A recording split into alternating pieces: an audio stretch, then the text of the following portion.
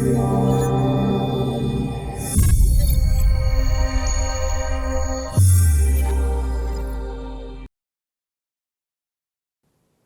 everyone, welcome to another episode of Naburva Talks. Today we're going to be talking about the idea of innovation and its relevance for small businesses. Innovation is really a buzzword these days, and whichever industry or sector you pick, almost all the organizations are trying to implement innovation in their processes or systems in one way or the other. So to help us with the subject today and to share their thoughts and ideas with us, joining us today is Joseph Monroe. Joseph is a PhD researcher and is currently doing his research work at Stockholm School of Economics, Sweden, and Oxford University, England. Joseph has done multiple projects on innovation with different companies. So welcome, Joe. Yes, hello, Kashan. Thank you so much for having me today. I'm excited to have a discussion about innovation and what small, medium-sized enterprises can do to use innovation to improve their business models.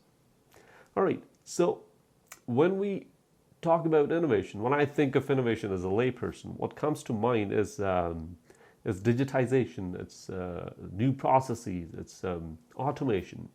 So when we think about the subject of innovation in that sense, it seems like it is an idea which is exclusive to big corporations or large firms which have like really hefty R&D budgets. So is this perception really true, or can small businesses also harness the power of innovation in some way? So yeah, absolutely. It depends on the kind of innovation that you're interested in. So there's product innovation. You can have process innovation, business model innovation, innovation in how the firm is organized. So anytime you're trying to think of innovation, it has to fit into the strategy of the firm. So if you're a tech firm and your whole survival depends on being able to invent new technology, then the time frame that you're looking at has to do with, can you get patents approved? This is multiple years that you're going to have to delay getting returns on your investments. And so I would say that SMEs it's more so the case that they might benefit from different types of innovation. So if you're innovating for, say, a process innovation in order to save on costs, then this is absolutely something that they can attain. It's very, very much a firm-dependent thing. How much money can you invest in it? And while you might have some good ideas about how you want to innovate, or what goals you want to achieve, the manner in which you set up your innovation process, like how you set the process up, is going to determine the success of that process, regardless if it's a small firm or a giant multinational enterprise. So another perception about innovation is that it is something that really has to be breakthrough. It has to be something really major. So what do you think? Is innovation something that essentially has to be radical, or it can be done in small incremental steps? This is really a question of high risk, high reward, or do you want to try and keep things a bit milder in order to get sort of a reliable short-term return? Again, the question is how it can relate to firm strategy. If you are thinking about your firm strategy and you realize that you're in a situation where you need to really shake things up in order to survive or in order to compete, then you want to set yourself up for a more radical innovation.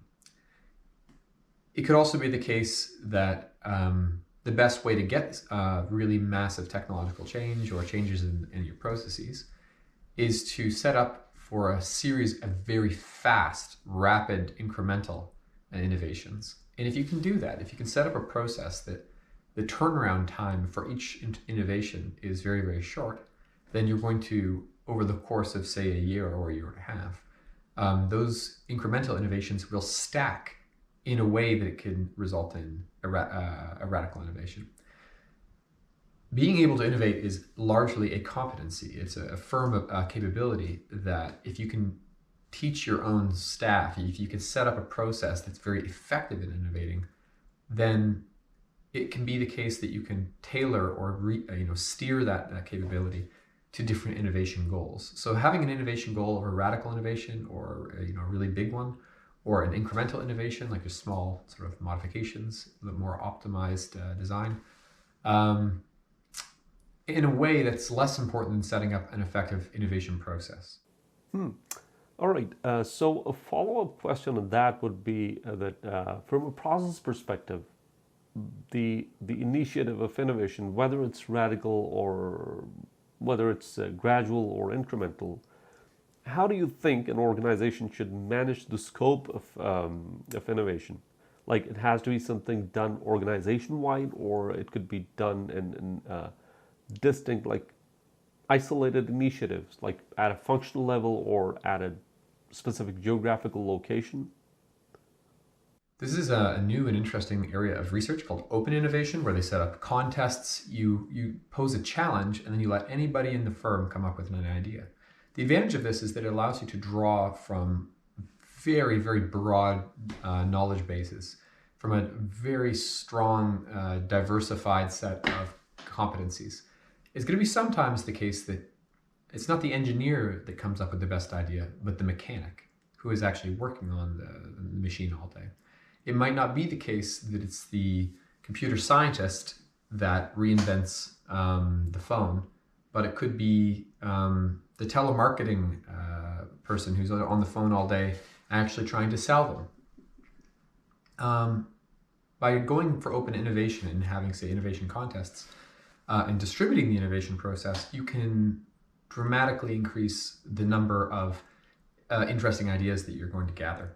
That being said, there's a catch on this kind of strategy, and that is that if you go for these more open innovation strategies, then you're going to have a way of filtering them.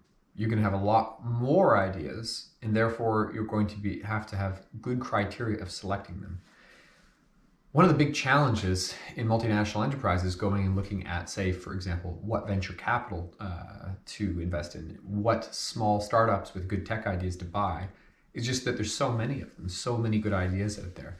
And so in this case, you want to have a system set up to evaluate ideas if you're going to really throw out, say, an innovation contest or go towards innovation, open innovation, is have ways of filtering the ideas and isolating the ones that you think are going to work.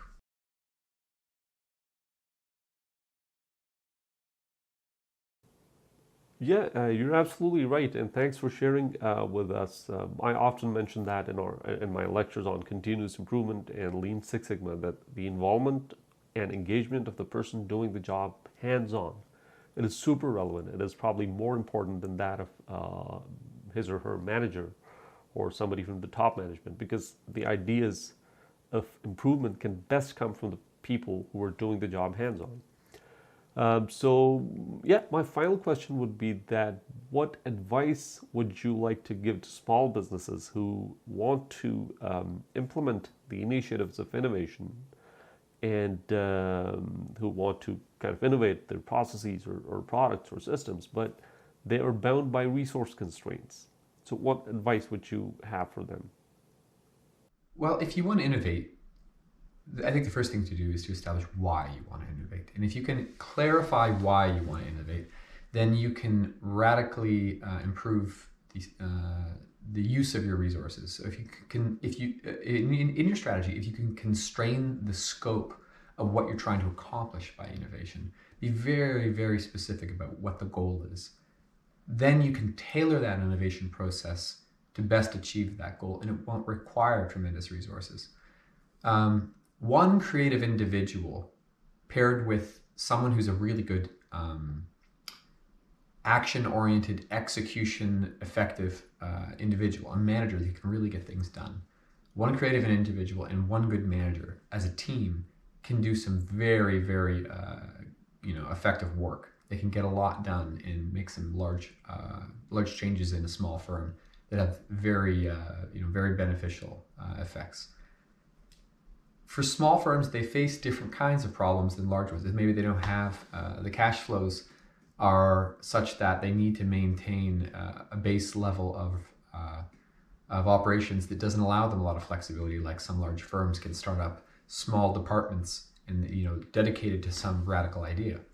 If you put all your eggs in one basket in a small firm, that can be something that's very, very tricky.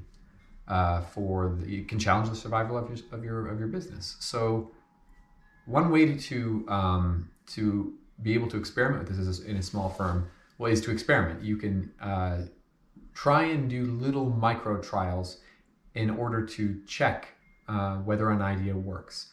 Sometimes in trying to say launch a trial product, you can learn something about how the product should work or might work better, that if you had gone for the full meal deal, big launch, right off the bat, you might have not had that knowledge otherwise.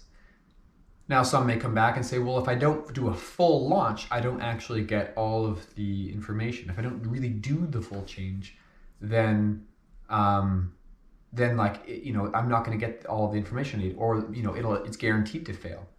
That's fine. You really don't know what you don't know, and any little small piece of information that you can get is worth it. So if it's the case that doing some kind of innovation is going to put your cash flows at risk and could risk your business, then it does make sense to spend the money, do the investigation, run the experiment. And if you do that, then you're setting yourself up for effective innovation. And in the process, you'll learn how to do this better.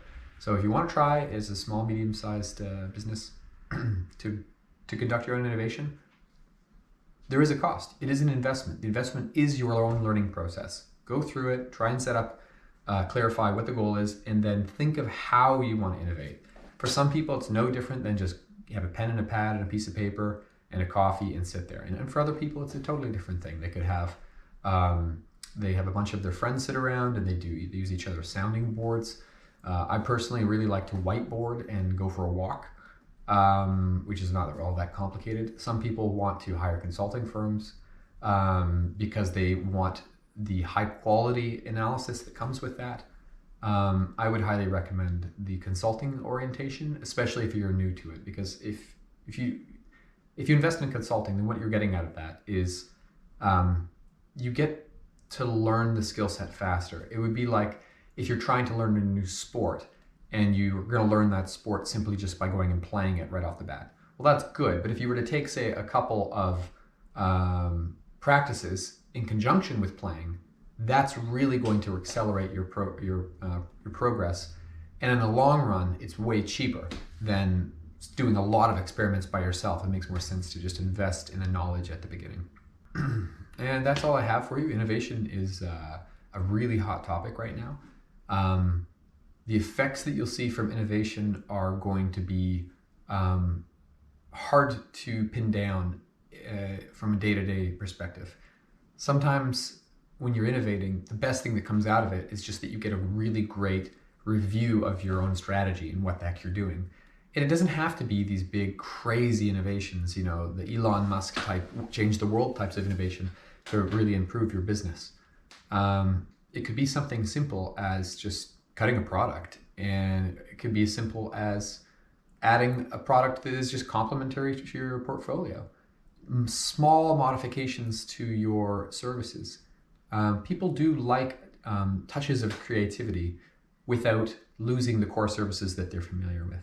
So I would recommend to give experimentation a try, think about your process, and if you want to accelerate that process, then look for consultants that are familiar with innovation and, more importantly, are open to the ideas that you have for your own firm. You don't want to work with firms, consulting firms they want to tell you what to do rather than to help you grow your own idea. Oh, yes, you're absolutely right on that. In fact, I was mentioning about it a few days back in an interview that a consultant or a consulting firm works hand in hand with the client. It has to be a joint effort. Like a consultant doesn't have to tell the client what to do, but they have to jointly figure out how to move forward. So a consultant is a partner in the success of the client, and it's a collaborative work. You're absolutely right on that. And we have reached the end of time for this interview. Thank you very much for sharing your ideas and your insights with the audience today. And I'm sure the small business owners who are looking forward to implementing innovation in their companies, they will find these insights super helpful. and they're going to be able to draw a lot of benefit from your advice and this discussion. Thank you very much. Kashan, thank you very much. It's been a pleasure, and looking forward to hearing more of the work that you're doing. Very excited to be involved in any future innovation management projects that you might have going on. All right, thanks for watching, everybody. Today's discussion was about innovation. The next discussion will be on the subject of marketing and different dynamics of marketing. So stay tuned.